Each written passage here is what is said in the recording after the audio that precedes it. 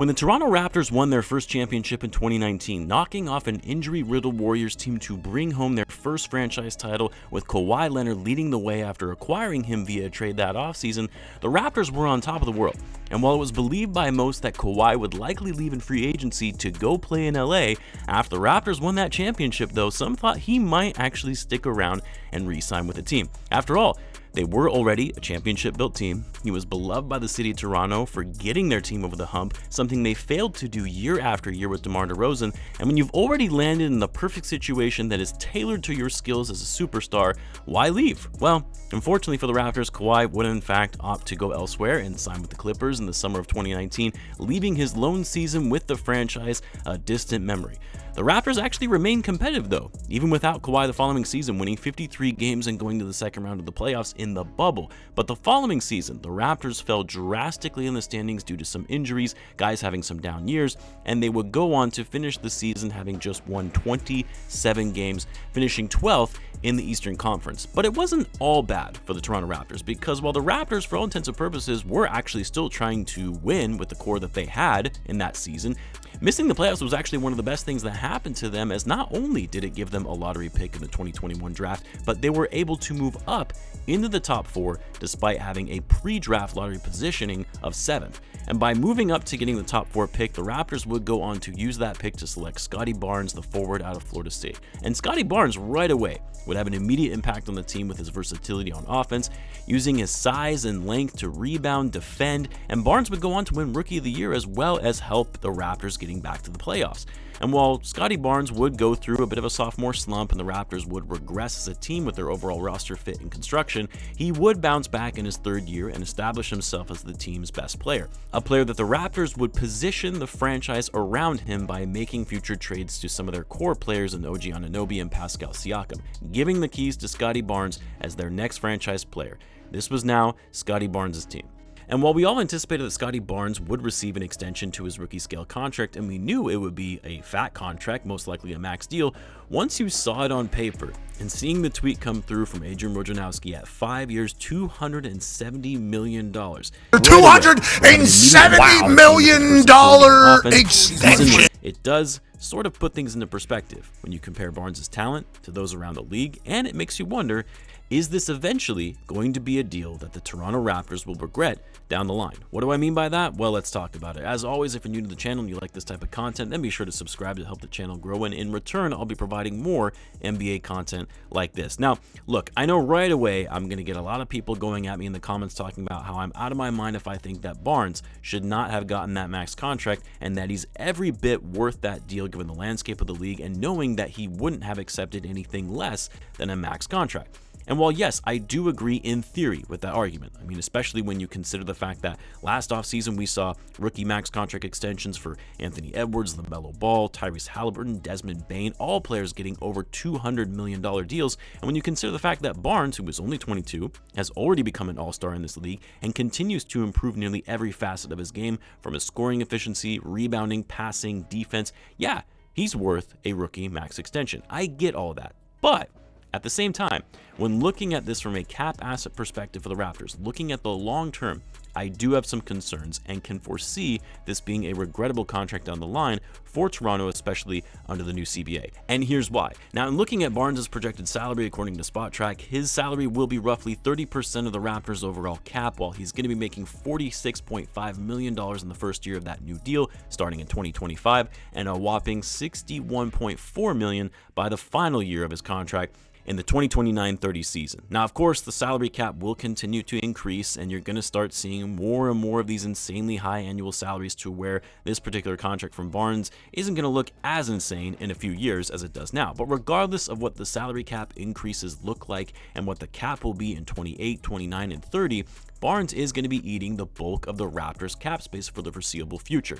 Because keep in mind, this new contract doesn't go into effect until next season, meaning the 25-26 season, since Barnes will be playing in the final year of his rookie scale deal in this upcoming year.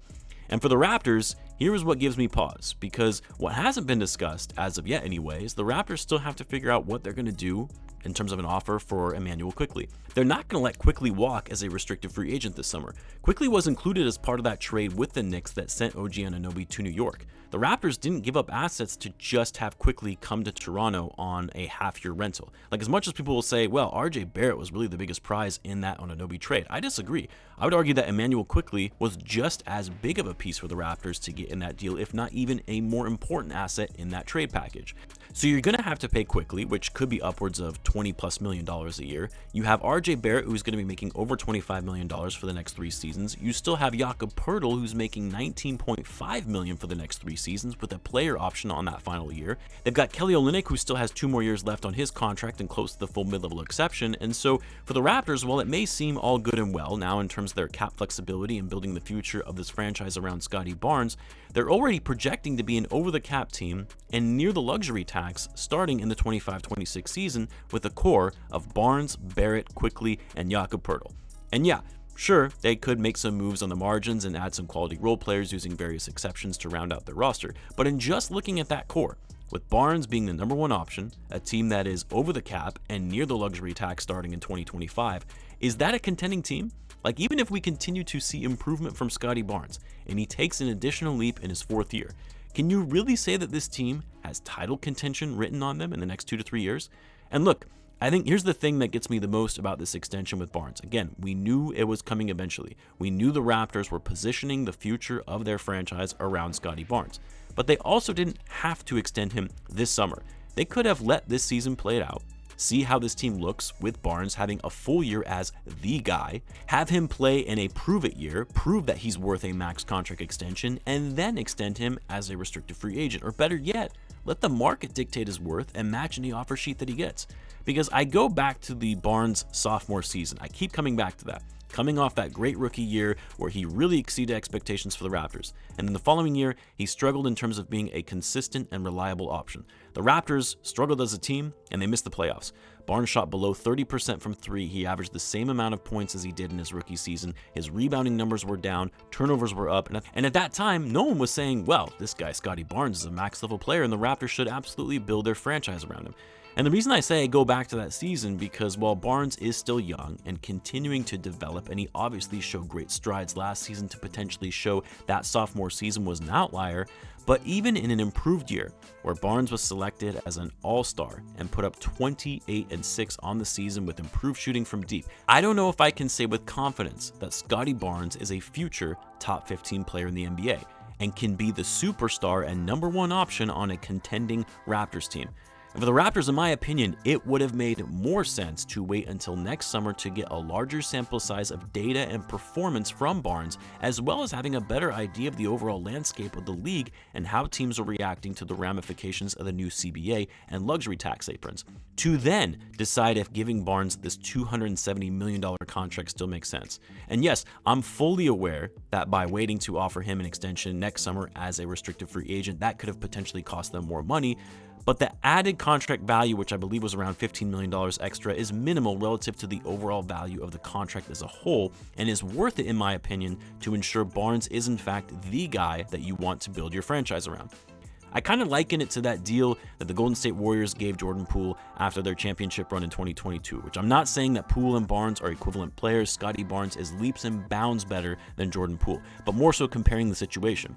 The Warriors didn't have to extend Jordan Poole in the summer of 2022 and could have let him hit restricted free agency in the summer of 23 to have Poole prove that he was the real deal and worth a big contract. And sure enough, after they gave him that early $140 million extension, Poole fell off as a player and was ultimately traded by the following offseason. And had they just waited to give Poole a contract, they could have either let him walk as a free agent or gotten him on a much more team-friendly deal. That's why I'm always wary about these early rookie contract extensions after a player's 3rd season, unless it's someone like a LeBron James, Kevin Durant, Luka Doncic, or Wemby in a couple years. Players you know are going to be superstars and franchise-level players. I just feel like 3 years is not enough time to truly assess what this player can be and if they're worthy of a max contract, when they still have so much to prove and development left to go in their careers. We've seen a lot of players over the years throughout NBA history that looked incredibly promising in their first 3 seasons in the league as young prospects, got paid, and then their careers never took off after that.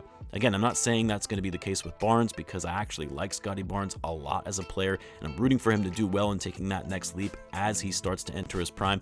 But maybe it's just the cautious side of me that would have waited just one more year to see how things would have transpired with this team before handing out a $270 million contract to a player that still has a lot to prove, and also handing out a fat contract like that when teams are still navigating the ramifications of the new CBA. Just my thoughts on the matter. I would love to hear what you guys think. Let me know in the comments. As always, be sure to subscribe, and I'll see you in the next one.